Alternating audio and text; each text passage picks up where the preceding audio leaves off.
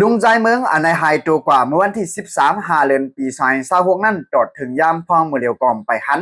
แลอยู่ดีลุกเควมั่นใจกว่าจอมหาก็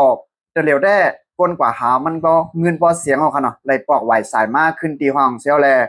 เอาไปจ้างกว่าหากันเย้ายันว่าเงินเสียงเย้าเนี่ยเขาเนาะเลยเกี่ยวกับไปลองเข่าอันไหนเซียวมก้าเทียงลองหนึ่งก็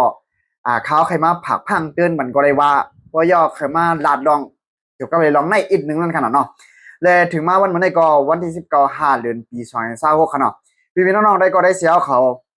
เจ็ดเป็นแห่งการยานเมืองไรสังอันนั้นก็พี่น้องในเมืองเอาคาไรสังไหนเพราะหันคลิปวิดีโอโหในขนาดแค่เรา10แชร์บันเทิงนำเสียกรรมขนาดย้อนว่าลุงใจเมืองนั่นไปหันคณะดีกว่ามีอยู่จอกเลยจึงเลยก่อมไปหันขนาดเจ้าคือขนาดว่าในจึงเนี่ยลุงใจเมืองอายุได้68 ปีอันไฮโตกว่าเมื่อวันที่13 เดือนปี2026อันไฮกว่าตีตารถไฟพี่จิตจึงไทยนั่นค่ะเนาะเขาก็เลยลงกว่าเขียบอนตังค่ะนะ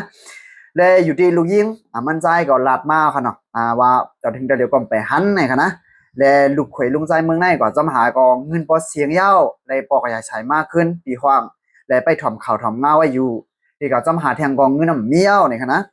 และเนี่ยเดี๋ยวก็ไปลองในค่ะเนาะลุงใจเมืองในหายกว่าในอันข้าวไขมันลาดได้ก็มีอยู่3 หัวข้อ3 ขั้นตอนกันนะหัวข้อหมายหนึ่งแน่เนี่ยพี่น้องแต่เขาค่ะเจือนตึกมีไว้อยู่ที่เมืองเขาค่ะเนาะสามารถเข้ามาเมืองไทยไหนเฮาว่นดีๆเฮาด้วยดีๆเสียวสั่งมาด้วยเจ้าคือขลาดไหนด้วยเจ้าก้าอันหยุ่มยำตั้มใจไรแต่ด้วยเจ้าก้าอันเขาอัพไว้วางใจไรที่เป็นมามีเจ้าคือก็เฮาเขาบ่ฮับเอาปุ่นพอนั่นขนาดเนาะก้นเจ้าก้าเนี่ยก็มีกูจื้อเขารู้นะและเฮาด้วยหลีเลี้ยว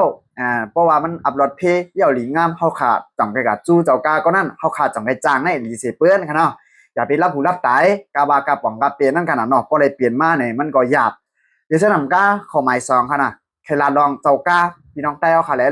พี่น้องใต้เอาค่ะแล้วซังมันก็พี่น้องกูเจ้าคือในเมืองจึงใต้ก็กูเจ้าคือค่ะเนาะอันเหตุการณ์หับส่งกวนมาอยู่จำในเมืองไทยเนี่ยค่ะเนาะซึ่งขลาว่าในจึงในชูเจ้าเหตุการณ์เกี่ยวกับไปลองการจ้าในเนี่ยให้หมอหับเอาปุ่นพรกองเลยอย่าไปจู้เอาใครเงินเปิ้นอันเดียวเว้ย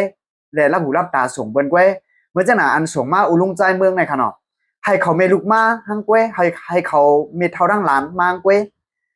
มาหลาน2 ก้อขนาดเนาะยอดลุงใจเมืองปามอนเนี่ยเขา4 ก้อขนาดหลวน2 ก้อกุ้งหนง2 ก้อพาสัมหมอความไทยค่ะนู้นเนี่ยปล่อยเจ้าปล่อยก้นนั่นหมอความไทยขึ้นมาจอมค่ะลูกย้อนนั้น